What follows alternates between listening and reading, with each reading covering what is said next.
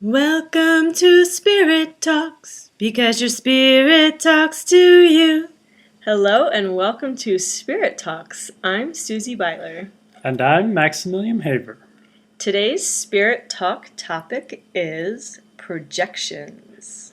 Thanks for joining us and enjoy.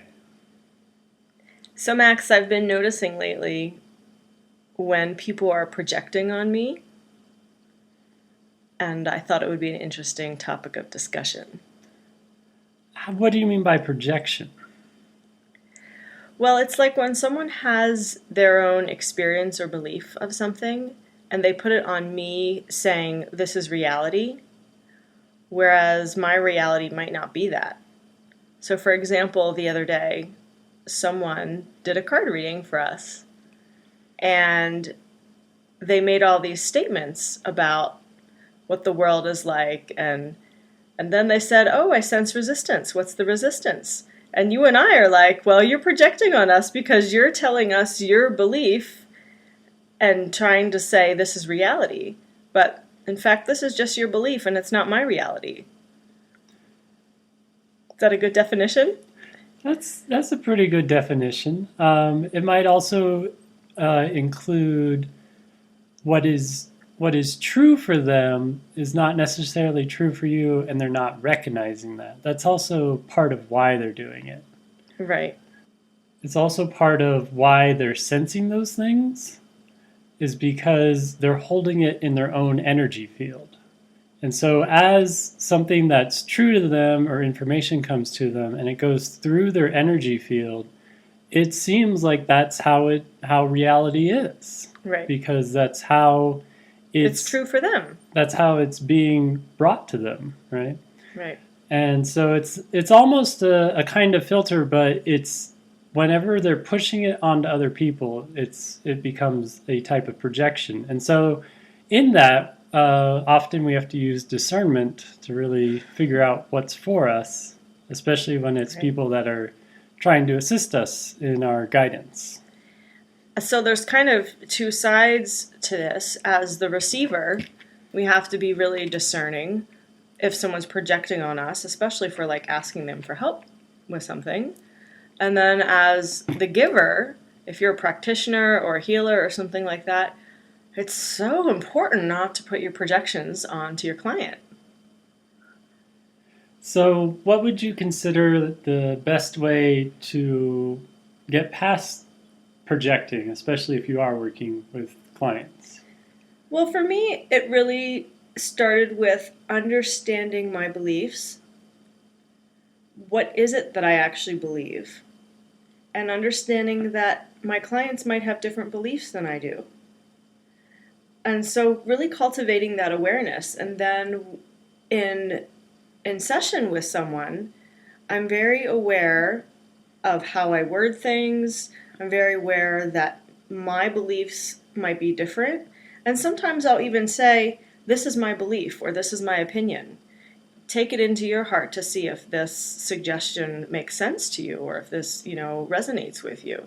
Because I don't want to put my reality onto you and try to say this is your reality. I don't think that's fair as a practitioner. Would it also be considerate to be aware of the difference between discernment and judgment? Absolutely. Are two topics in and of themselves. But if a discernment is just using your wisdom to say, this is for me, this isn't for me, judgment has this weight to it. It has an emotionality to it. And it's like usually against something. Whereas discernment isn't for or against. It's just, I choose this. Judgment is like, that's wrong. This is right. So discernment is having more understanding of what you're choosing and what you're resonating with, where judgment, you're putting the difference in resonance as an actual conflict. That's a good way to put it. Yeah. I have a lot of experience with judgment in my life. I grew up in a very judgment-oriented kind of environment, and so I was constantly judging, not realizing it. And one time, I think I was in 8th grade, a friend came up to me and she said, "Well, Susie, I don't really like to share stuff with you because I feel like you're gonna, judge what I say." And I was like, "Really? Yikes." That was my first awareness about judgment. And then I started noticing how much I judged. It was kind of scary. It's really kind of a shame. Another thing with projections is the kinds of things going on in the world and how this is reflective of our own personal projections. Do you have any insights on some of these examples? Wow, I mean, even what's going on right now with all the different acts of terrorism all over the world, if we look at these events through the eyes of projection, we take our own internal conflict and project it outward on those events and say, "Oh my gosh, how horrible. Like, this is so wrong. This shouldn't be happening." You get really emotionally charged and fired up over it.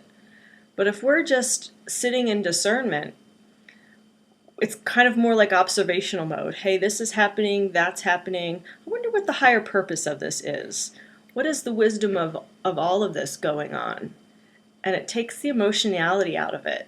And it's a much more balanced way to approach your own personal life and then, having a worldview perspective. Even more directly is the understanding of why people are making the choices that they are, that they're in their own engagement of what is real to them and why they're making those choices. So it's not judging them so heavily on those choices, but understanding why they're making those choices and what you can do if you have an opportunity to give them advice or assistance to make other choices in any situation, not just examples with large world events. Well, let's take an example. The example of life is hard. If you really believe that, guess what? You're going to have experiences in your life that tell you life is hard. And you're going to tell other people life is hard because that's what you believe and that's what you've experienced and that's what you've been creating. So it's like a slippery slope.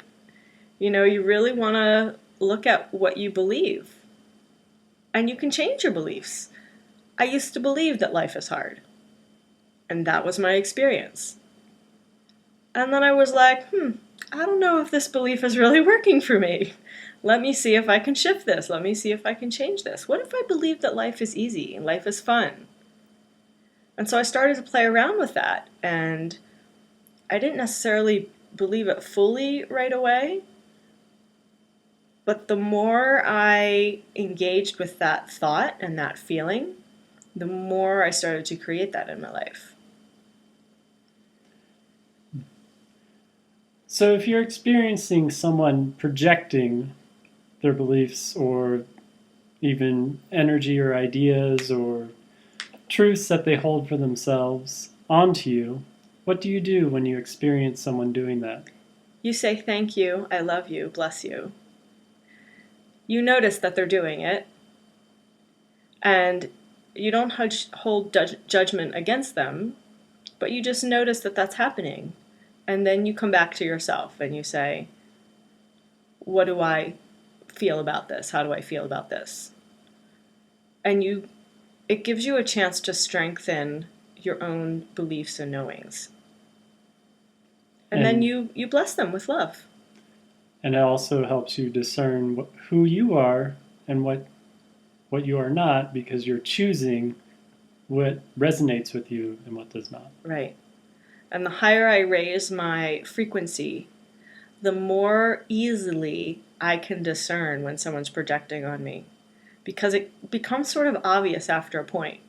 When you raise your frequency to such a place where you're experiencing joy and you're experiencing the kind of life that you've been wanting and all of these things that you've been achieving through your inner work, when someone projects on you a negative belief, you say, "Oh, that's not me.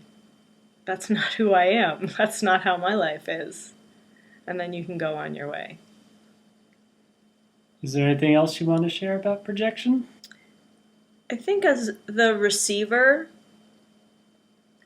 it is really important to be aware that this is happening all the time. In your conversations, in your sessions with practitioners, your practitioner is most likely projecting on you.